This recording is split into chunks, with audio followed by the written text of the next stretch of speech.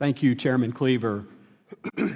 In simple terms, economic growth is a function of an increase in the number of hours worked times an increase in labor productivity of those hours. It follows then that in order to increase economic output, the focus should be on increasing the amount of hours worked and the productivity of those hours.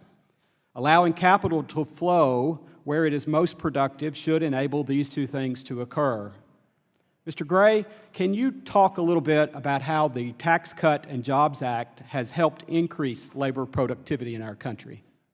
Certainly, I'd be delighted. In particular, the business portions of the Tax Cuts and Jobs Act, the reduction in the statutory rate, the 5-year expensing provision were designed to improve the incentive to invest in the United States. That was to reverse what the previous administration's economic report of the president noted as a problem in terms of productivity, and that was the slowing of capital deepening, essentially the accumulation of capital for workers, which is central to productivity growth. That was what the business elements of the Tax Cuts and Jobs Act was designed to incentivize. The evidence is that there has been an investment response.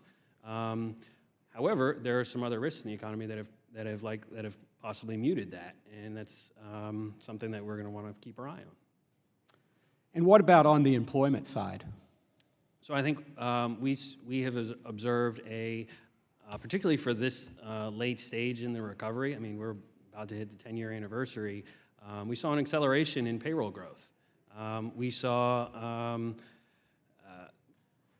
the labor market draw in workers that were not in the labor force for the balance of the Great Recession. That was remarkable, particularly in the 10th year of the recovery, to see the pace of employment growth actually accelerate. I think these are important accomplishments for the economy.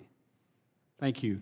We have a record low unemployment rate in this country. Unemployment incredibly low at 3.6%, the lowest rate in my lifetime. And for those of you who can see me, that's been quite a while. So I applaud the President and I applaud the initiative of the prior Congress for helping to extend this and expand the current expansion.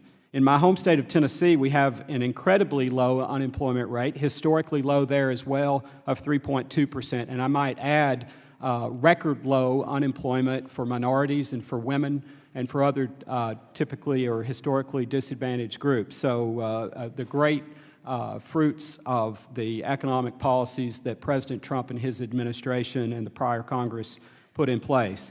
But as a country, we can and must improve our labor participation rate. The most recent numbers from the Bureau of Labor and Statistics has the labor force participation rate at 62.8%. That is, there are still a lot of potential workers sitting on the sidelines, not actively seeking employment. Can you talk, Mr. Gray, a little bit about how the TCJA will help facilitate getting people off the sidelines and back in the game? So I think you have kind of two primary channels that we can sort of identify. One is just specific provisions. So and the CBO mentioned this in their recent baseline, which is that the reductions in labor taxes, all else equal, incentivize the supply of labor, so people will tend to work more than they otherwise would, given the reduction in labor taxes. So that's one element. The second is, to the extent that the TCJA improves the economy, then that improving economic environment will draw workers into the labor force as they see wages and grow. That incentivizes them to work as well. Thank you. While some of my colleagues on the other side of the aisle may wish to denigrate the tax reform passed into law last year, I do think it is in all Americans' interest to be supportive of policies that help increase the amount of workers and the productivity of their work. That is where capital should flow, to the places it can be most productive.